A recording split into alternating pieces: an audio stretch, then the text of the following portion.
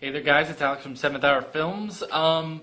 So guess what? I mean, if you saw my what happened to my Pokemon video, you saw, you know that I had troubles with the copyright with my first Pokemon reaction, which I guess when this is going up was months ago, but still. So I'm going to be doing another binge review. I did a video like this for Breaking Bad, where I basically just watched each episode, and after each episode, I filmed my thoughts. It's basically a reaction without the reaction. So, yeah. So this is Pokemon Black and White. This is season 14 of Pokemon overall. And I'm about to watch episode 2, but before that, for video's sake, these are my reactions from episode 1. Enjoy.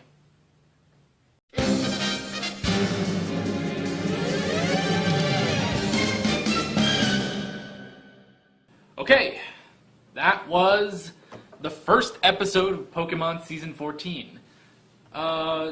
Just to kind of let you know, I was a little I started to become a little skeptical about doing this show, and I was like, is this really going to be interesting? But, you know what, this is actually interesting. I had a lot of fun watching this episode, and, you know, they did pack a lot into this episode, which was nice. For a little bit, I legitimately thought that after that first time Zekrom came over, like, I thought that was going to be the end of the episode. I was like, oh man, that wasn't a lot. But I was like, no, it really kept going. So, yeah, I really like that. So, I don't really know how much I can say, I suppose, but one thing I will say is I heard, years ago when this first aired, I heard about the first battle in Unova, and how Pikachu lost to a Snivy. And I remember thinking back then, oh, this show has lost its way. Show lost its way. Pikachu lost to a Snivy immediately. Oh, this is horrible and stuff. And I had never watched it. So that's kind of the a-hole I was back then. And probably still am now. But I toned it down a little. I tried to tone it down a little bit. Anyway. But here, at least now that I've seen it, it kind of makes sense because he couldn't use his electric type moves. I still think, because, you know, they claim he's the most powerful Pikachu in the world, that, yes, he has gone through all that stuff in the other regions, in the other 4 regions.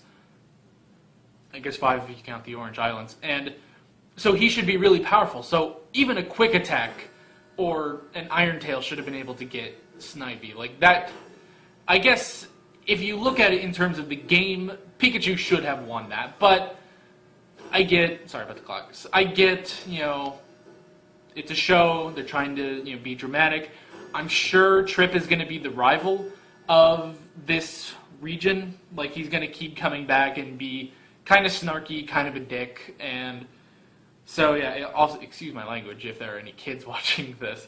I just realized because this is more of a kid-friendly show, maybe I need to be a bit more kid-friendly. Sorry about that. But on the channel it says PG-13, so you know what you're getting. But I'll try to be a bit more PG, I guess, in these videos, because this is specifically, you know, stuff for kids, which it is. It's Pokemon, but it's not. That doesn't mean that older people can't enjoy it, like myself. And I gotta sneeze. No, I don't. Okay. So yeah, I'm sure Trip is gonna keep coming up, and he's gonna be the rival of this show. So it'll be interesting to see where we go with him. Like, is he just going to kind of be a jerk, or is he, maybe he'll get some backstory if he's going to become more in-depth, I guess, like a more deep kind of character. Like, I don't know, because right now he seems to just be the bully rival. So I don't know if we're going to get more with him. I don't know. I don't remember if they ever did that with Pokemon. I don't really remember the rivals in the anime, with the exception of Gary. And Gary, well, I don't really remember what happened to Gary. I think he got better, but I don't really remember. Gary never popped up that much. I don't remember. And again, I don't remember, so I don't know. So I don't know what we're gonna do with this character, but it would be nice if, you know, instead of just being a jerk and remaining a jerk the rest of, you know, the season, like, he gets better. But we'll see. Other than that, there's not a whole lot else I can say about the episode. Great animation. The voice acting, while it is different from what I'm used to with the first 2 regions at least, because those were the ones I grew up with. I know it's different voices, but it's alright. It's not bad. The only character where I really notice the voice is different is Meowth. It's like, because he seems to be, he's a bit more New Yorker and stuff like that. It's like, come on. Come on, we all know how Meowth is supposed to talk. But that's really it. Other than that, Jesse and James seemed fine in their voices, but we didn't really get a whole lot of them, so I can't really judge. And yeah, that's pretty much it.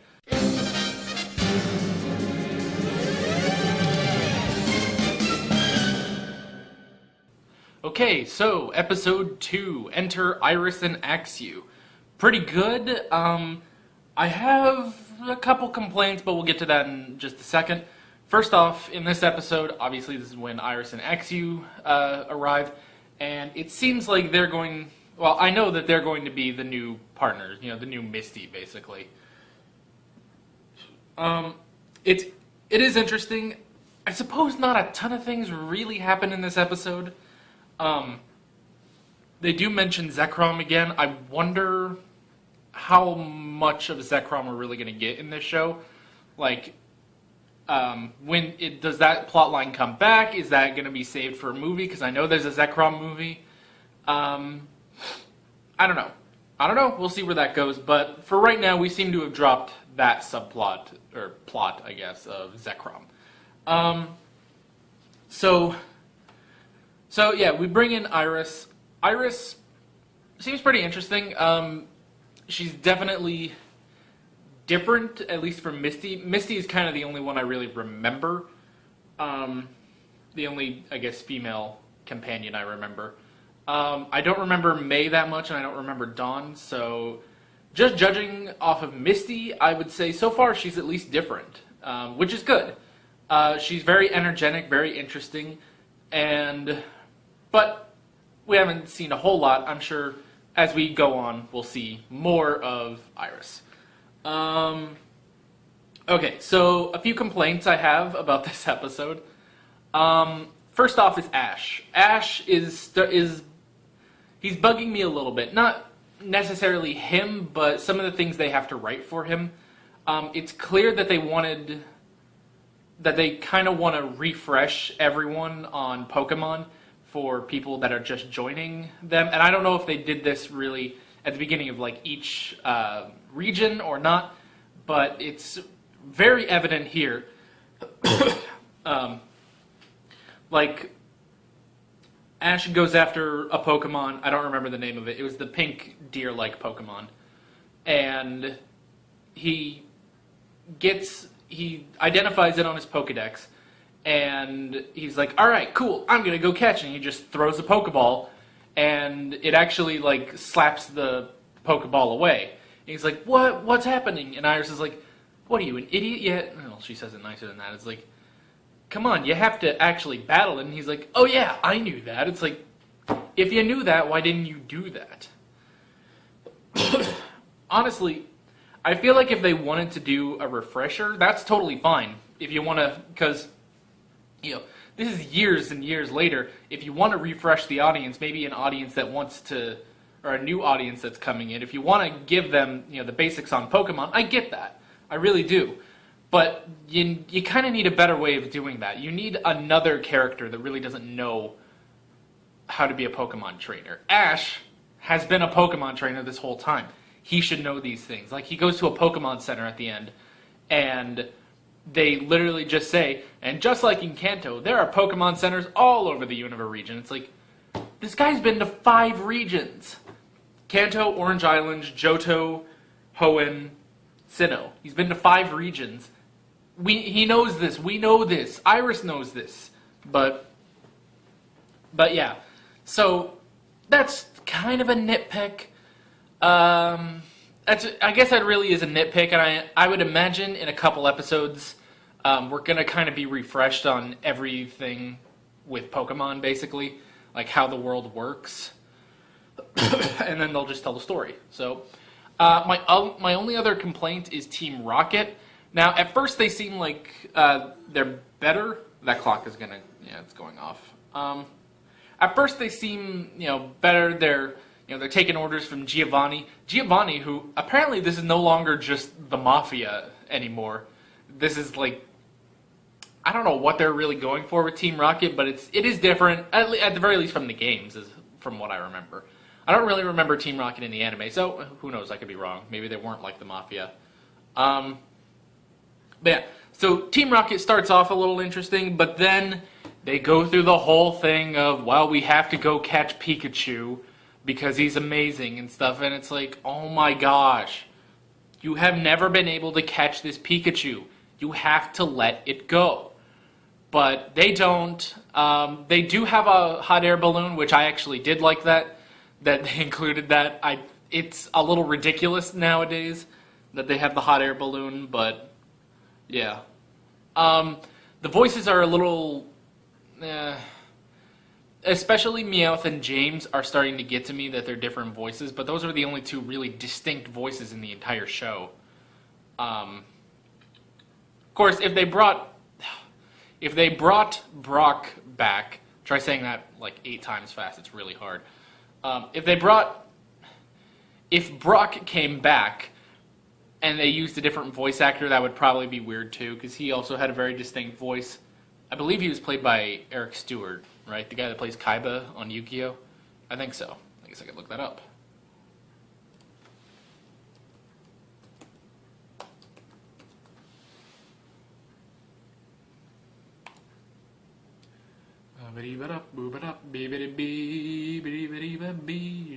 Yeah, alright. Oh, okay, so I went to Bulbapedia, and it does say Eric Stewart was the original voice actor for Brock. However, it says we have a new voice actor, actually. Because I know he'll come back I know he does come back at a point, but okay, so it's a different voice actor. Well, that kind of sucks. I kind of wish they could bring back Eric Stewart, but whatever.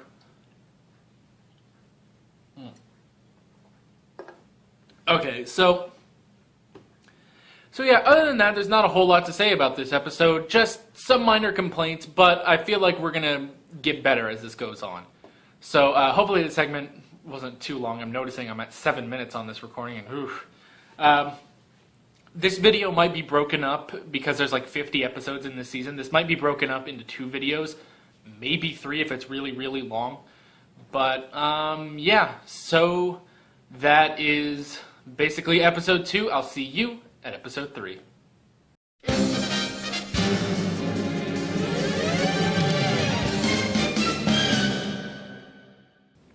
Okay, so we have episode 3. This is called A Sandile Gusher of Change. Very odd name, but whatever. So, in this episode we have Ash and Iris. We're kind of developing a little bit of a rivalry between the 2 characters. I apologize. Sorry about this. The camera is a little tilted, so I'm adjusting that. So it seems we're kind of getting a rivalry between Ash and Iris, at least at the beginning, and I don't know. I mean, I guess it could be a rivalry, it could not be. It would be interesting, but they don't seem to get along right away. At least not entirely. They still kind of get under each other's skins. Also, I wanted to point this out, the voice actress, and remember I'm doing the English dub of Pokemon, I don't watch subs. Anyway, the voice actress who does Iris is actually Leo and Luna from Yu-Gi-Oh! 5Ds and Tori from Yu-Gi-Oh! Zexal. So I thought that was really cool because I had heard, I'd heard her voice in these episodes and I was like, that sounds like a voice I would know. So I looked it up and sure enough, and actually, to kind of continue on with that, the Pokédex, I listened to the voice this time around and I was like, I wonder who that is. And I looked it up and sure enough, it's Astral from Yu-Gi-Oh! Zexal. So that's really cool, seeing some of these Yu-Gi-Oh! Actors now in Pokemon. They really don't do anything to their voices. Okay, well, Mark Thompson, I believe, is the guy that plays the Pokédex. it is different from his astral voice and different mannerisms and stuff, because it's like a computer, basically, but it still sounds like astral. But the girl playing Tori, that just sounds like Tori. Or the girl playing Iris sounds like Tori. Anyway, doesn't matter. So yeah, we get a bit of the rivalry, and then Oshawott comes by, and Oshawott actually wants to be with Ash, and they're finally like, Ash, why don't you catch this Oshawott? That's gonna trip me up, I know it. And so he's like, yeah, okay, I'll do that, which I'm thinking, this is the kid that, he loves Pokemon, we all know that. Why did it take him this long to figure out, hey, why don't I catch an Oshawott? Duh. He's pretty much been catching every Pokemon, well, with the exception of Sandile. But early on, he's been trying to catch every Pokemon in Unova that he can. So the fact that he didn't go for Oshawott immediately is kind of weird to me. But, am I at a weird angle? I feel like I'm at a weird angle. Doesn't matter. So yeah. Of course, that doesn't work because this is actually the Oshawott that Professor Juniper had. And I guess Pokeballs you can only use one Pokeball per Pokemon, basically. So if the Pokemon already belongs to a Pokeball, you can't catch it again. Which makes sense. I don't know how, the technology-wise they do that, but it's not really something they really have to explain, how that works. They just have to say, hey, you can't catch this, you have to go get the other Pokeball. Sure enough, Juniper sends it over, and now we have a new team member. We have Oshawott. Which I kind of sense there's going to be a bit of a rivalry between Oshawott and Pikachu, but I don't know, we'll see. Pikachu didn't seem that thrilled that Oshawott was going to join the gang. Other than that, we have this plot about this sand resort, I guess, that it has this sand pit that you go in, you take a sand nap, I guess. And it's apparently really great, but now Sandiles are creating holes, so they try to figure out, okay, what's up with these Sandiles. And as it turns out, they've been trying to they're trying to protect the humans at the resort and all the Pokemon in the area from geysers and flowing, boiling water. So that's interesting. I also like how they determine which of the Sandiles is the leader because he's wearing sunglasses. I love that. That's going all the way back to clock. That's pretty much just a callback to when Squirtle used to do that. So, excuse me. I just ate lunch. I'm probably, every time I watch an episode of this, I'm probably going to be eating lunch too, so yeah. So we got that. It's not that interesting, I suppose. And sort of the reason at the end when they figure out why the Sandiles have been, creating all these holes and stuff, it's not the most, I guess it's not really the most compelling thing, but, this is a one-off episode, basically. So, yeah. Other than that, the only other thing I can say is Team Rocket's, they're kind of right back to where they were in the other shows. They just want to catch Pikachu, and they can't do it because they're incompetent. Okay, well, maybe we'll go somewhere else with these guys, especially they keep alluding to what I'm assuming is Team Plasma from the Black and White games. So they keep alluding that with Team Rocket there, it'll draw the mystery team, I guess, the mystery organization out of hiding. So maybe there will be something interesting there with Team Plasma, like maybe they join Team Plasma, they become partners or something. That could be interesting, but we'll see. Yeah, so that's pretty much it. On to the next episode.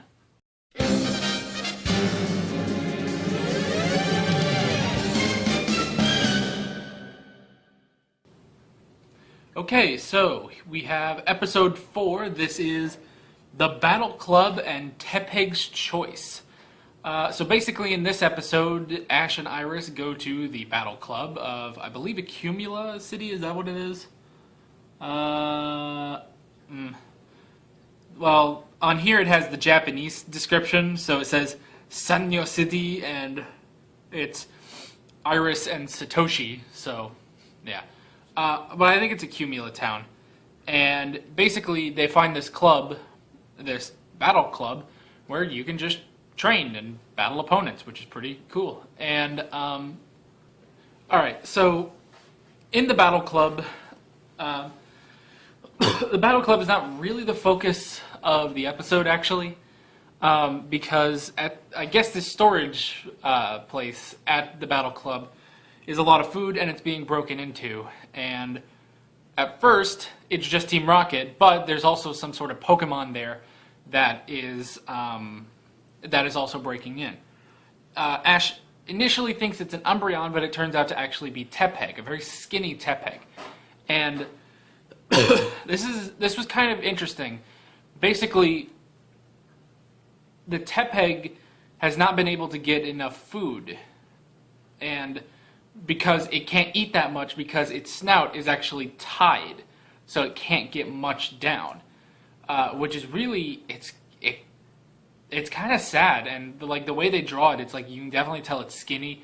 Like you can kind of see like the face is really skinny, like you can almost see like the bone, kind of. It's really sad and a little disturbing. So it's interesting that the show would go there, but basically the reason this Tepig is like this is because there was a trainer who just abandoned this Tepig at the battle club. And the owner of the battle club, who sounds a lot like Macho Man Randy Savage, but that's a different story, he was going to go over and help Tepig, but Tepig like chewed through the rope and accidentally got it stuck around his snout, and he ran off. So that's why this is happening. So yeah, and then after that, really, it's just the normal Team Rocket tries to steal Pikachu, and they stop them. It's pretty simple, and this basically just leads to now Tepig is on the team. It's really interesting, because Iris wants to catch Tepig, but this is basically the next Pokemon that Ash has taken instead of Iris. So I don't know why they basically keep doing that. I don't know why they haven't really given Iris a new Pokemon yet, but it's only episode 4. She only came in episode 2. But so yeah, it's probably not. They'll probably get to that later. Sorry, Darby's barking. Whatever. So yeah, that is pretty much this episode. There's not a whole lot to say. At the end, they kind of tease that there's something that Giovanni wants Team Rocket to do in, I think it was Striaton City. And he's like, there's a certain section there that needs to be investigated, so I'm sending you there. So yeah, maybe that'll lead into something interesting. Hopefully we get something more interesting with Team Rocket, other than just the whole they're trying to steal Pikachu stuff and then they get thwarted at the end of the episode. That, I mean, I know this is only episode 4, but that's getting old. It was already, like, I kind of didn't like it to begin with because it just felt like a repeat of everything I've seen back when I was watching Pokemon as a kid. So yeah. But yeah, that is pretty much it. I will see you guys at episode 5. Take care.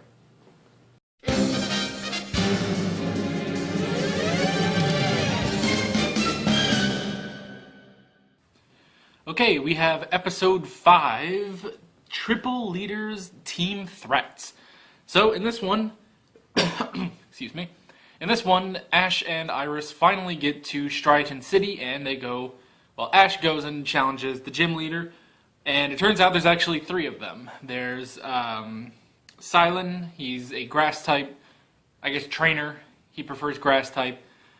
There's Chili, he focuses on fire, and Cress, he focuses on water. And the point of their gym is you can challenge one of them, and if you beat one of them, you get the gym badge.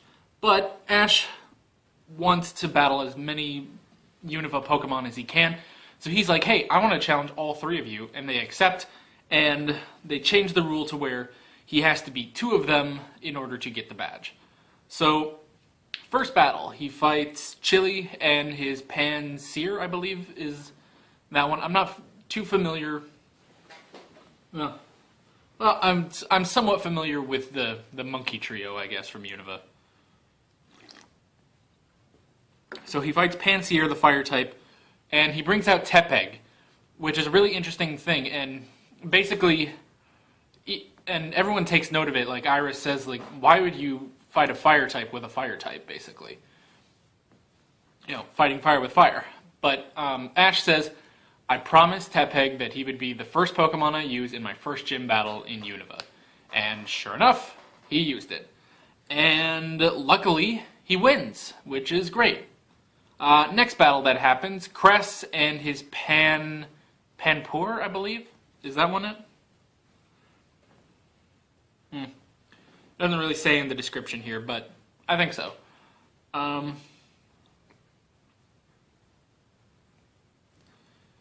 Yeah, anyway, sorry. Just looking at the description.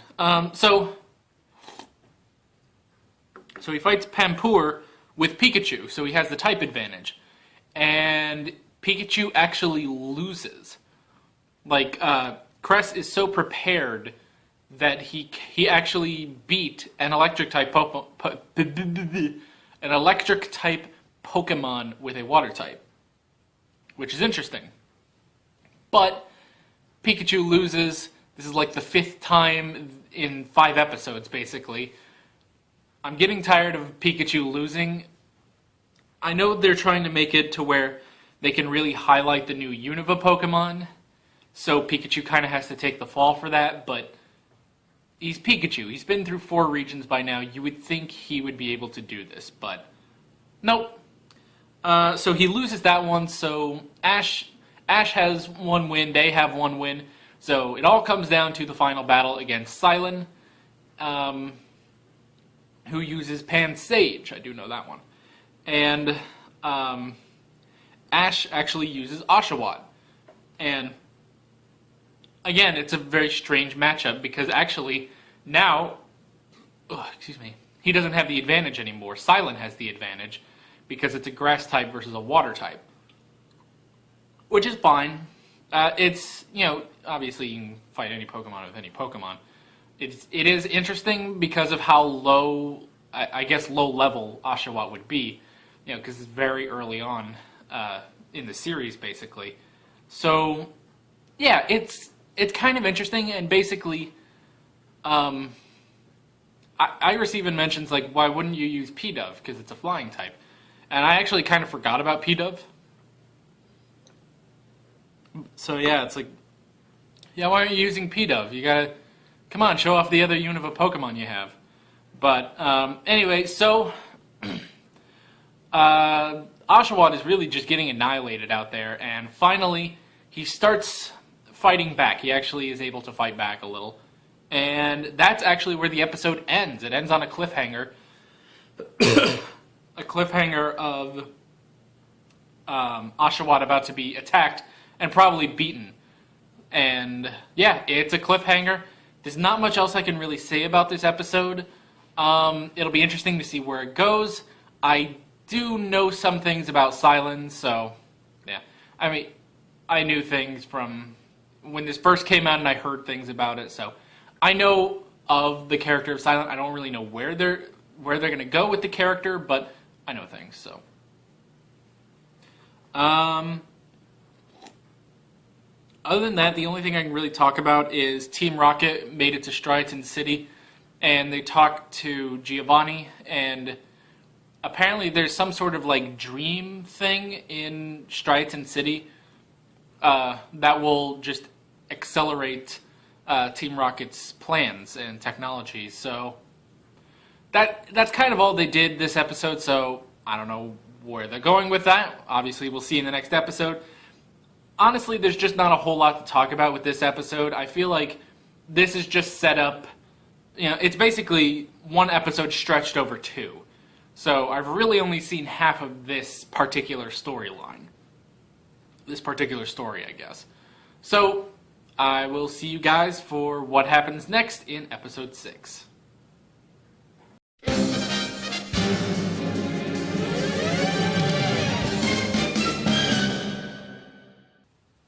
Okay, so we have episode 6, Dreams by the Yardful.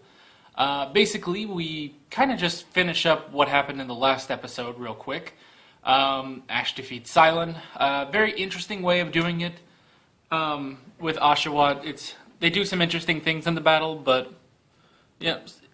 So that pretty much wraps up early on.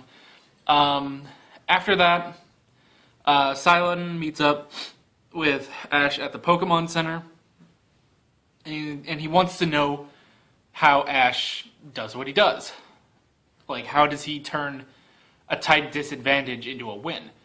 And because I'm pretty sure this is Silent's whole gimmick, is that, he's a Pokemon connoisseur. He likes to figure out how Pokemon and people work together. And when they work really well together, he wants to know all about that. So, meanwhile, there's this whole dream thing going on. Like, there's Dream Mist in Striaton City. Excuse me. There's a Dream Mist in Striaton City, and they're trying to figure out what it is. And it turns out it's because of Team Rocket, and it's that mission that Giovanni sent them on. And hang on. All right, I'm back. There were people walking by, and Darby had to bark at them. Anywho, so what was I talking about? It's Team Rocket. It's the mission that they were sent on by Giovanni, and basically they're trying to find. Basically, it's at this old research facility, and it's like completely abandoned and destroyed. But it used to be for using dream energy and using a Pokemon called Musharna. And I believe that's it, right?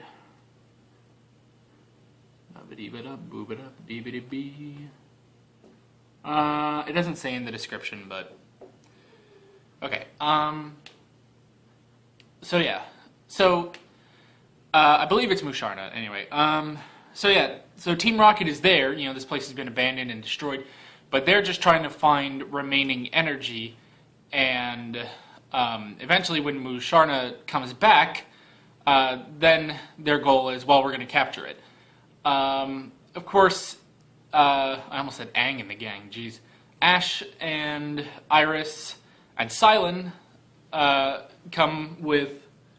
go there with Officer Jenny and one of the researchers from the research facility, and they battle Team Rocket a little bit. They destroy their machine. I'm interested into what kind of other machines they're gonna make, because like they just had like this little kind of like a capsule, kind of like in Dragon Ball, like this little capsule, and it just like expanded into like a Mars rover. So that was interesting. So yeah, I don't know if they're gonna do other like gadgets or anything, but that'd be cool. So yeah, Ash and the gang show up, and they fight. Team Rocket tries to capture Musharna, they fail, and they ultimately just get away. And I sort of, in the back of my head, I was like, alright, there's another Team Rocket plot down the drain. But later on, when they're talking to Giovanni, they said that their mission actually went off as planned. The point was not to capture Musharna, the point was to gather data on this. And there are higher-ups at Team Rocket that are going to be analyzing this before Jesse James and Meowth get their next assignment, basically. So I'm very interested to see where we go from there. I'm also interested to see, because the reason this research facility like exploded was because they were using Musharna to create dream energy, and they were researching it and stuff. And then these people came in, and they wanted to use the power for themselves, and they were very corrupted. And it actually corrupted the dreams that Musharna was taking in, and they said like Musharna couldn't process it anymore, and kaboom, Luckily, no one died. Obviously, Musharna didn't explode, but it was a huge release of energy, and the entire place was just shut down. So I'm interested to see if they go any further with that at all. It kind of seems like we're dropping the Musharna plotline, but who knows? It might come back. Because they keep mentioning this organization in Unova that Team Rocket is trying to draw out of hiding. Obviously, I've played the game, so I'm pretty positive that they're referring to Team Plasma, but I don't know. We'll see. So yeah, it'll be interesting. And at the end, Silent decides to go with Ash and Iris on their Pokemon journey, and that's pretty much where it ends. So Silent is basically the new Brock, and I kind of miss Brock. Brock was so fun, but Silent is... I don't know how well Silent's gonna gel, I guess, with the other characters and stuff, but I guess he's kind of interesting, and I'll give him a chance, see where we go with his character. So yeah, that's episode 6. I'll see you guys at the next one.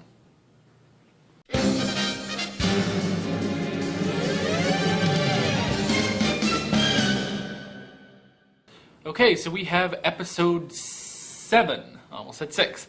We have episode 7, Snivy Plays Hard to Catch. Not a whole lot going on in this episode. We just kind of continue on our journey with Ash, Iris, and Silent. And that's pretty much... Well, okay, obviously. There's a Snivy in here, obviously. There's not... Like I said, there's not a whole lot to this episode. I feel like this camera is tilted a bit. There, better. So yeah, there's a Snivy in the wild, and Ash wants to catch it, and it, like the title says, it plays hard to catch, and we basically spend the entire episode just trying to catch Snivy, and at the end, sure enough, they catch Snivy. Yeah, not a whole lot to this episode. I'm glad that P-Dove is actually getting a little use in this episode. I guess P-Dove is really just the MVP of this episode. She, as we find out, gets sort of the last battle, I guess, with Snivy. So yeah. Other than that, there's really nothing to report here. I'm kind of saying this like this is a mission log. Anyway, speaking of missions and mission logs, I guess, Team Rocket, we have a brief scene with them. They're talking to Giovanni, and Giovanni says that the secret organization in Unova is starting to not really come out of hiding, but they're starting to do stuff. But that's kind of all the information that they get. And then, actually, Team Rocket is like, okay, well, we need to catch more Unova Pokemon so that we're prepared to take on this secret organization. And they run into Snivy, but they don't really get far with Snivy. They basically just have Meowth attack Snivy, and that's it. I was actually kind of hoping... Sorry about the lighting. It's sort of a partly cloudy day, so sun's coming in and out. I was kind of hoping that Team Rocket would actually get the Snivy at the end of the episode, because then it would be something different. Because it would basically just show Ash that he can't catch all Pokemon.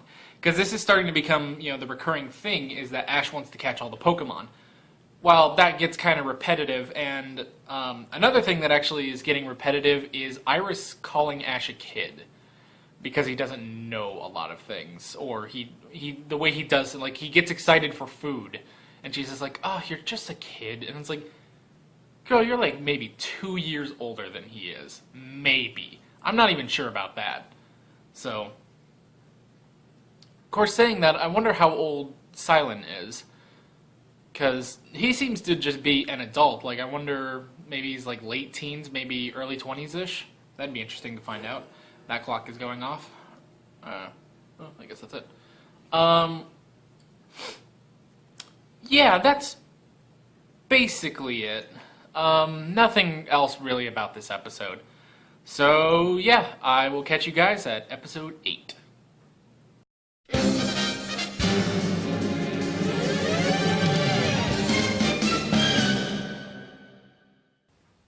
Okay, so we have episode 8, Saving Darmanitan from the Bell. Is it Yeah, Darmanitan, just to be sure.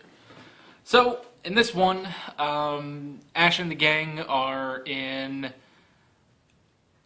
a city. I don't remember exactly which one it is. Yeah, I don't remember which one is. I know that they're going to Nakarine City because that's where the next gym is, but I don't remember which city they're in specifically. And they're just having lunch when two Darumaka, I believe is what they're called, they take their food and they end up taking it. It's revealed that they've been taking a lot of food. And Ash and the gang go find where they've been taking all the food, and it's to a bell tower where a Darmanitan has been using Psychic on a bell for quite some time so that it won't fall. And the reason they're stealing all the food is so that they can give it to Darmanitan to keep his strength up. And then from that we basically see that the reason the bell is falling down in this clock tower is because the hook on it is just kind of broken. So they bring out their Pokemon. Tepig works together with the Darumaka to kind of heat up the metal. Silence Pansage uses Bullet Seed to form it into the hook again. And Oshawa uses his water gun to cool it down, which is actually really cool. I like that it's kind of, I guess, teaching kids, I guess just how things work. Maybe not science might not be the best word for it, but it kind of, you're learning how, like, metal works. Like, if you heat up a metal, you can move it. You can shape it more easily. And then once you cool it down, it hardens and it doesn't move anymore. So that's actually really cool that they're, applying, I guess, physics, or, well, maybe not physics is the right word, but they're applying logic, I guess. And that's really cool. And it's cool that it's teaching kids that. And that's kind of it. At the end of it, Darmanitan, he comes out and he kind of saves the day too. And then at the end of the episode, the gang leaves and all's well that ends well. So really, it's not a lot happening in this episode, but it's really good. I really enjoyed this. I'm glad that this wasn't just another, Ash has to go catch this Pokemon thing. I get the feeling we're kind of done with that for a little while now that we have the 3 starters, but who knows? He might obviously catch some more Pokemon, but I'm glad that it's a nice change of pace, basically. It's not catching a new Pokemon, it's helping a Pokemon. It's a very interesting scenario with this Pokemon. Other than that, I don't know. It's just a good episode. It was really fun. I don't see it serving that much of a purpose yet. I get the feeling that a lot of episodes are very, I guess, filler-ish. Like, okay, there's episodes that aren't filler, like gym battles or dealing with, I'm assuming when Team Plasma shows up, but we haven't really gotten anywhere with that. And for now, these sort of side episodes where a story is kind of completed in one episode, those are more filler, I would say. But as filler episodes go, this is pretty good. I really enjoyed this. We had a little bit of a scene. We kind of had 2 scenes with Team Rocket. One, they were at like a coffee place, and when Jessie ordered something, she was like, "Give me an espresso and make it rocket fast." And that was code to the waiter, who was like, now I know who you are. So it was really cool code stuff. And there's another part, they're on a bridge, it's like late at night, and they meet someone else like that's in a trench coat, and they hand them a briefcase. And so yeah, I'm really interested to see what we're doing with Team Rocket, like where their plot is going. It will be interesting to see, because again, like I've said, I played the games of Black and White, and so I know all about Team Plasma, and it's interesting to me that I'm sure they're going to take the basic plot or the basic story that Team Plasma had in the games and put it in the anime here, but it'll be interesting to see how they also work in Team Rocket. So, yeah, hopefully Team Rocket gets a really good storyline. I kind of want that. You know, it was a nice change of pace. Even though they didn't encounter Ash and the gang, it was nice to see an episode where they didn't lose at the end of it. But they really didn't do anything.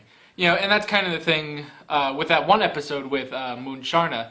That was nice that technically they lost the battle, but they got what they came for, which was the information. And I'm glad for that. I don't want them to just lose every episode. Like it kind of worked in the first season back at Kanto, and that was just kind of the joke, that was that they were bumbling idiots. But now that we're at season 14, I'm glad that they're getting good, basically. Yeah, other than that, not much else to say. Now, we're on episode 8. I don't think this video is going to be all 50 episodes in this season. I think what I might do is I'm going to break up each season to where I will put out a video basically every 10 or 15 episodes. I haven't decided on which. So if I decide on 10 episodes, that means there's going to be 5 videos for this season. If I decide on 15, that's going to be a little trickier. Well, it's going to be less episodes or less videos, but we'll see. I don't know. And so yeah, but if I split these up every 10, that means we're getting really close to the end of this video, which I guess you can see by the time bar. Alright, let's move on to episode 9.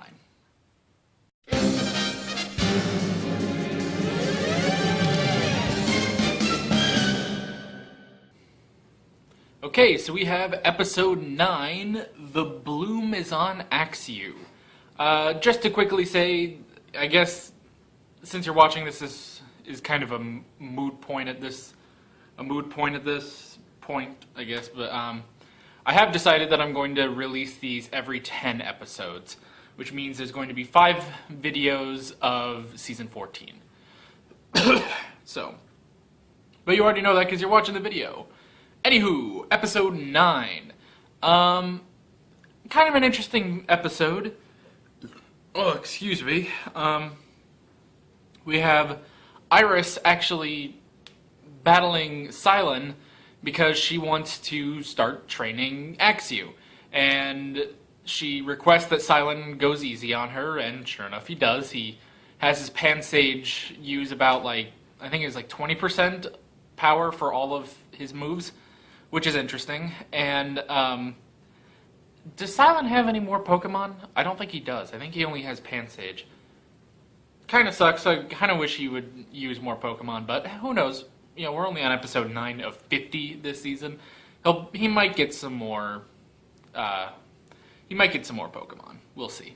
So yeah. Oh, excuse me.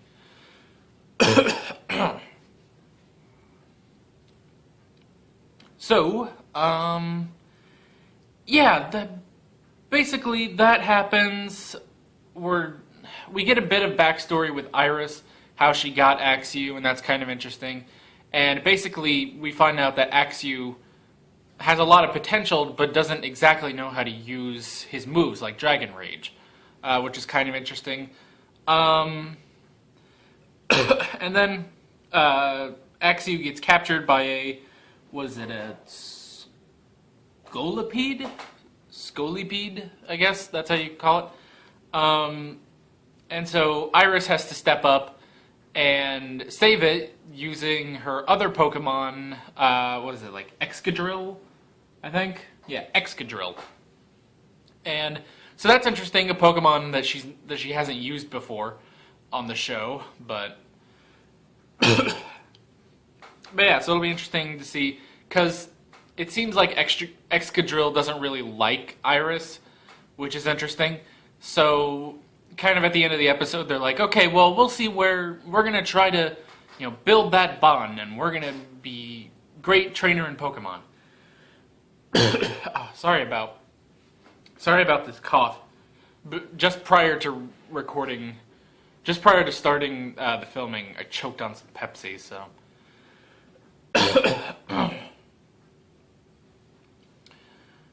So yeah, other than that, there's not really a whole lot to this episode. I wouldn't really classify this as filler, because I'm sure we're going to keep going with this plot. Like, this is going to be a reoccurring theme or thing with this season, is Iris becoming a better trainer. And so that'll be interesting to see where that goes. Other than that, Team Rocket gets a new assignment, and they're going to have a new agent helping them out. So, yeah. Good episode. Not really anything huge to talk about, but yeah, I will see you guys at episode 10.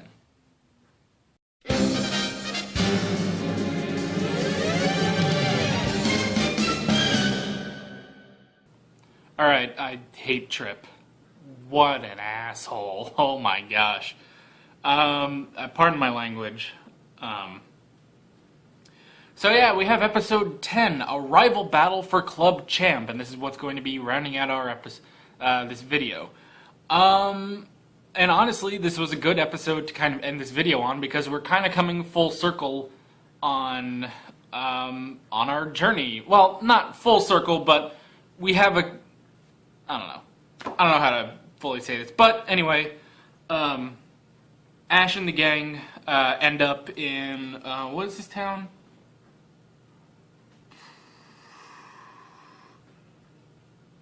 Well, I don't think it's Nakarine City, but I don't exactly know which town it is, so they end up in a town, and they find another battle club, and it's owned by another Don George, which is this, basically, it's basically just a Nurse Joy, Officer Jenny situation. So, so Ash sees that Trip has actually trained at the club, and he challenges Trip to a duel. No, to a Pokemon battle. Suddenly my nose is very stuffy and weird. I don't know what that's about. Yeah, so they end up in a 5-on-5 fight, Pokemon battle, and I was just kind of hoping that Ash would win. He doesn't. Pikachu, luckily, this is kind of something I'm glad about. Pikachu actually comes out and kicks ass for a bit. Again, pardon my language, but whatever. On my channel it says PG-13, so whatever.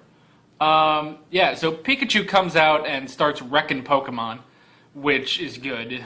He does end up losing one battle. I guess he really only wrecked one Pokemon, but basically Oshawott and Tepig go down in their first fights.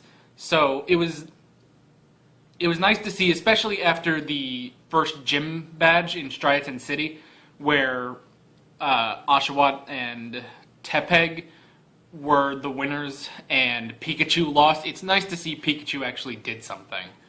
So yeah, but Ash ends up losing overall.